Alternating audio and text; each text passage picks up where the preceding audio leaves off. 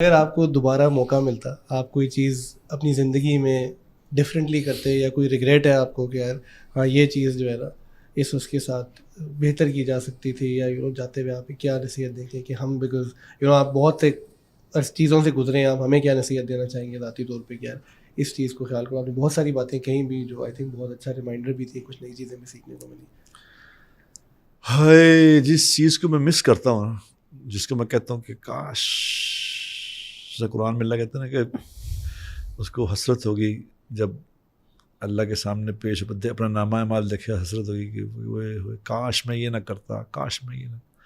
سب سے بڑی جو حسرت ہے وہ یہ ہے کہ کاش میں اس فلاں کو دوست نہ بناتا، ہے نا. یہ بڑا خوفناک دوست. میری حسرت ہے کاش مجھے اگر ریوائنڈ کر دیں نا، زندگی میری ریوائنڈ کر دیں تو میں قرآن حفظ کروں، قرآن حفظ کروں اور قرآن پڑھوں. یہ جو قرآن نہیں پڑھا، اس کو حفظ یاد نہیں کیا، اور اس پہ وہ غور و فکر نہیں کر سکے، یہ اب تو ٹائم ہی نہیں رہ گیا. اب اتنا میں چاہوں بھی تو میرے سے نہیں ہوتا. یہ میرے اندر ایک ایسی وہ ہے تکلیف کہ کاش میں نے قرآن کو اس طرح پڑھا ہوتا، اس طرح سمجھا ہوتا، اس طرح. یہ ریگریٹس ہیں میرے پاس. یہ ریگریٹس بھی اسی لیے ہیں کہ اس میں بھی کچھ لوگوں کا ہاتھ ہے. میں تو چاہتا تھا جب میں تبلیغ میں لگا، میری عمر اس وقت 30 سال تھی، میں فوراً سوچا کہ میں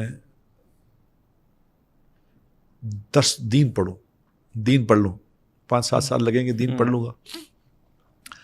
اب میں دین پڑھ کے، اگر میں نے دین پڑھا ہوا ہوتا، قرآن پڑھا ہوا ہوتا، میں نے علم پڑھا ہوا ہوتا، تو جس طرح اللہ نے مجھے پتا ہے کہ مجھے اللہ نے بات کرنے کا سلیقہ عطا فرمایا، اپنی قدرت سے عطا فرمایا، میرا اس میں کیا کمال ہے.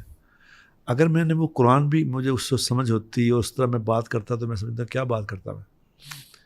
یہ میرے دل میں وہ. لیکن اس میں بھی اس وقت کچھ لوگوں نے مجھے کہا کہ نہیں نہیں نہیں چھوڑو اب قرآن نہیں آپ نے پڑھنا، آپ تو تبلیغ کا دین کا کام کرو، لوگوں پہ یہ کرو، لوگوں پہ وہ کرو، یہ اس وقت لوگوں کو ہدایت کی ضرورت ہے، تم قرآن میں وقت اپنا لگا دو گے تو یہ اس کا نہیں، اب چھوڑو. حالانکہ 30 سال کی میری عمر تھی، کیا قیامت آ گئی تھی اس وقت.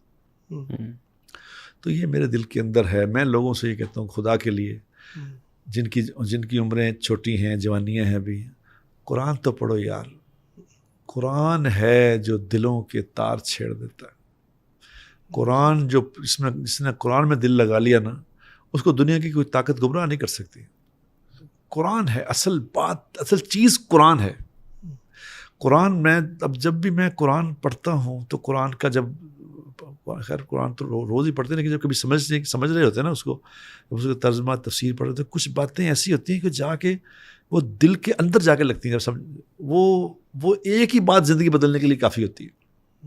دنیا میں آپ گوگل کر کے دیکھ لو، دنیا میں جو لوگ مسلمان ہوئے ہیں، کنورٹ ہوئے ہیں، اس میں نہ تبلیغ کا دخل ہے، نہ علماء کا دخل ہے، نہ کچھ بھی نہیں. وہ کہتے ہیں سب قرآن پڑھا تھا. قرآن پڑھ کے زندگیاں بدل دیں. قرآن ہے نا، اللہ کا کلام ہے. اس کو یہ میرا پیغام ہے آپ کے اس پروگرام کے ذریعے لوگوں کے، خدا را قرآن پڑھو، خدا را قرآن پڑھو. قرآن پڑھو زندگیاں بدل جائیں گی. قرآن پڑھو زندگی کے مزے آ جائیں گے. قرآن ایک مزیدار چیز ہے. قرآن ایک ایسی کتاب ہے جو دل لگا لیتی ہے آدمی کا. آپ کو خدائی قسم جو قرآن پڑھنا شروع کر دے گا، اسے یہ ڈرامے اسے اچھے نہیں لگیں گے. اللہ ان کو ان ساری لغویات سے دور کر دے گا. جو حدیث میں آتا ہے نا کہ جو قرآن پڑھے گا اللہ کے قریب ہو جائے گا.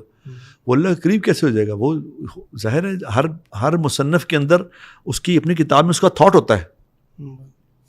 جو اس مصنف کی کتاب پڑھے گا وہ اس کے قریب ہو جائے گا. جتنی دہریوں کی کتابیں پڑھتے ہیں وہ دہری ہو جاتے ہیں. بالکل.